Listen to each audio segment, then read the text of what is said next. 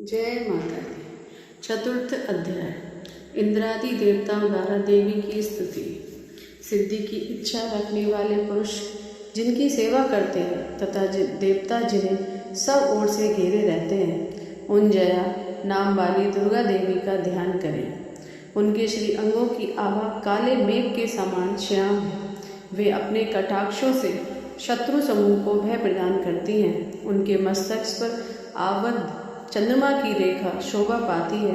वे अपने हाथों में शंख, चक्र, कृपाण और त्रिशूल धारण करती हैं। उनके 3 नेत्र हैं। वे सिंह के कंधे पर चढ़ी हुई हैं और अपने तेज से तीनों लोगों को परिपूर्ण कर रही हैं। ऋषि कहते हैं, अत्यंत पराक्रमी दुरात्मा महिषासुर तथा उसकी दैत्य सेना के देवी के हाथ से मारे जाने पर इंद्र आदि देवता परिणाम के लिए गर्दन तथा कंधे झुकाकर उन भगवती दुर्गा का उत्तम वचनों द्वारा स्तवन करने लगे। उस समय उनके सुंदर अंगों में अत्यंत हर्ष के कारण रोमांच हो आया था। देवता बोले, संपूर्ण देवताओं की शक्ति का समुदाय ही जिनका स्वरूप है तथा जिन देवी ने अपनी शक्ति से संपूर्ण जगत को व्याप्त कर रखा है, समस्त देवताओं और महर्षियों की पूजनीय उन जगदम्बा को हम भक्तिपूर्वक नमस्कार करते हैं। वे हम लोगों का कल्याण करें। जिनके अनुपम प्रभाव और बल का वर्णन करने में भगवान शेषनाग,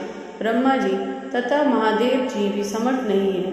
वे भगवती चंडिका संपूर्ण जगत का पालन एवं अशुभ भय का नाश करने का विचार करें। जो पुण्यात्माओं के घरों में स्वयं ही लक्ष्मी रूप से, पापियों के यहाँ दरिद्रता रूप से, शुद्ध अंतःकरण वाले पुरुषों के हृदय में बुद्धि रूप से, सत्पुरुषों में श्रद्धा रूप से तथा कुलीन मनुष्यों में लज्जा रूप से निवास करती हैं, उन आप भगवती दुर्गा को हम नमस्कार करते हैं। देवी, आप संपूर्ण विश्व का पालन कीजिए। देवी, आपके इस अचिंत्य असुरों का नाश करने वाले भारी पराक्रम तथा समस्त देवताओं और दैत्यों के समक्ष युद्ध में प्रकट किए हुए आपके अद्भुत चरित्रों का हम किस प्रकार वर्णन करें। आप संपूर्ण जगत की उत्पत्ति में कारण हैं। आप में सत्वगुण, रजोगुण और तमोगुण ये तीनों गुण मौजूद हैं, तो भी दोषों के साथ आपका संसर्ग नहीं जान पड़ता। भगवान विष्णु और महादेव जी आदि देवता भी आपका पार नहीं पाते। आप ही सबका आश्रय हैं। यह समस्त जगत आपका अंशभूत है, क्योंकि आप सबकी आदिभूत अव्यक्ता परा प्रकृति हैं। देवी, संपूर्ण यज्ञों में जिसके उच्चारण से सब देवता तृप्ति लाभ करते हैं, वह स्वभाव आप ही हैं।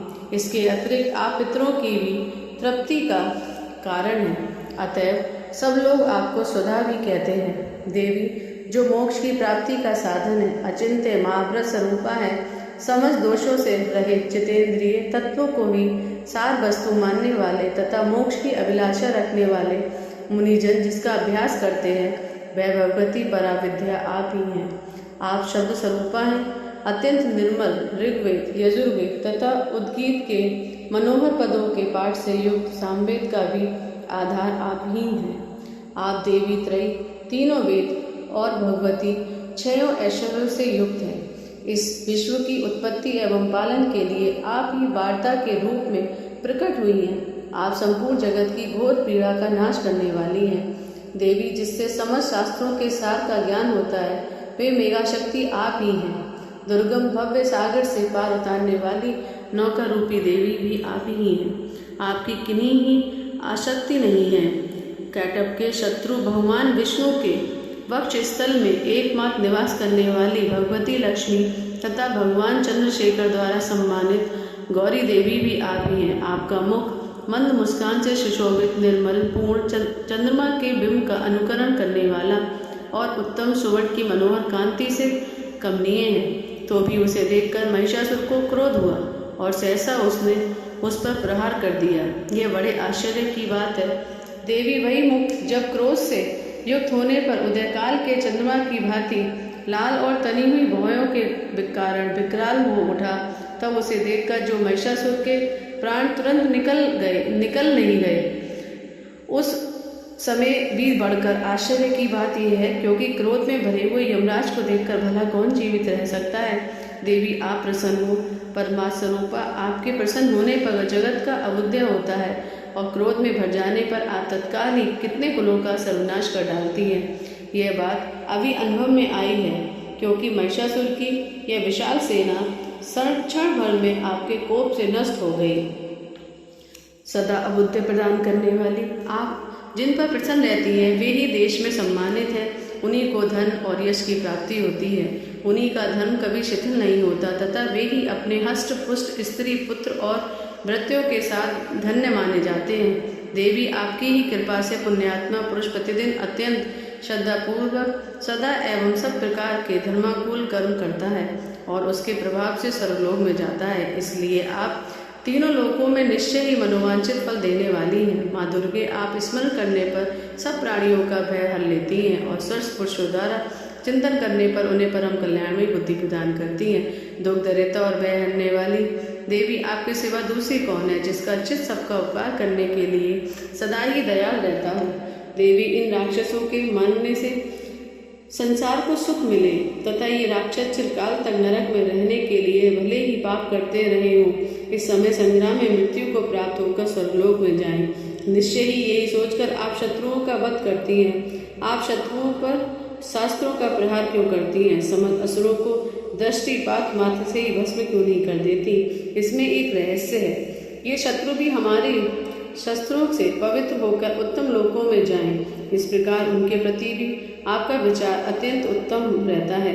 खड्ग के तेज पुंज की भयंकर दीप्ति से तथा आपके त्रिशूल के अग्रभाग की घनीभूत प्रभा से चौंकिया कर जो असुरों की आंखें फूट नहीं गई, उसमें कारण यही था कि वह मनोहर रश्मियों से युक्त चंद्रमा के समान आनंद प्रदान करने वाले आपके इस सुंदर मुख का दर्शन करते हैं। देवी आपका शील दुराचारियों के बुरे बर्ताव को दूर करने वाला है। साथ ही यह रूप ऐसा है जो कभी चिंतन में भी नहीं आ सकता और जिसकी कभी दूसरों से तुलना भी नहीं हो सकती तथा आपका बल और पराक्रम तो उन दैत्यों का विनाश करने वाला है जो कभी देवताओं के पराक्रम को भी नष्ट कर चुके हैं। इस प्रकार आपके शत्रुओं पर भी आपकी दया ही प्रकट होती है। वरदायिनी देवी आपके इस पराक्रम की किसके साथ तुलना हो सकती है तथा शत्रुओं को भय देने वाला एवं अत्यंत मनोहर ऐसा रूप भी आपकी सिवा और कहाँ है। हृदय में कृपा और युद्ध में निष्ठुरता, ये दोनों बातें तीनों लोकों के भीतर केवल आप में ही दिखाई देखी गई हैं। माते, आपने शत्रुओं का नाश करके इस समस्त त्रिलोकी की रक्षा की है। उन शत्रुओं को भी युद्ध भूमि में मारकर स्वर्गलोक में पहुंचाया है तथा उन्मत्त दैत्यों से प्राप्त होने वाले हम लोगों के भय को भी दूर कर दिया है। आपको हमारा नमस्कार है। देवी आप शूल से हमारी रक्षा करें। अंबिका आप खड्ग से भी हमारी रक्षा करें तथा घंटा की ध्वनि और धनुष की टंकार से भी हम लोगों की रक्षा करें। चंडी के पूर्व पश्चिम और दक्षिण भाग में आप हमारी रक्षा करें तथा ईश्वरी अपने त्रिशूल को घुमाकर आप उत्तर दिशा में भी हमारी रक्षा करें।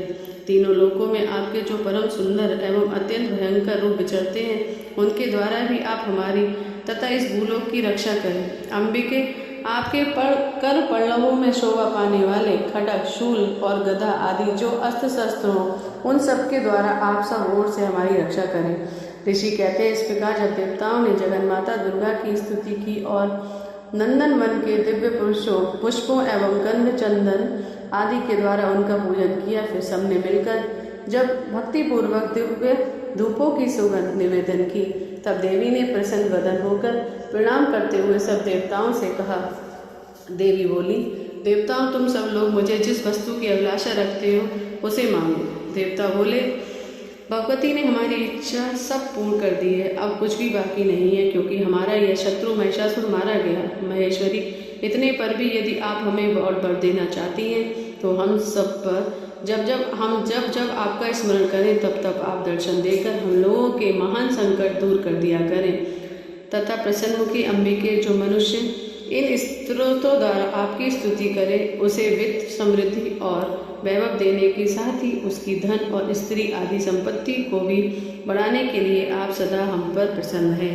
ऋषि कहते हैं, राजन, देवताओं ने जब अपने तथा जगत के कल्याण के लिए भद्रकाली देवी को इस प्रकार प्रसन्न किया तब वे तथास्तु कहकर वहीं अंतर्ध्यान हो गई। भूपाल, इस प्रकार पूर्व काल में तीनों लोगों का हित चाहने वाली देवी जिस प्रकार देवताओं के शरीर से प्रकट हुई थी वह सब कथा मैंने कह सुनाई। अब पुनः देवताओं का उपकार करने वाली वे देवी दुष्ट दैत्यों तथा शुंभ निशुंभ का वध करने एवं सब लोगों की रक्षा करने के लिए गौरा देवी के शरीर से जिस प्रकार प्रकट हुई थी वह सब प्रसंग मेरे मुंह से सुनो।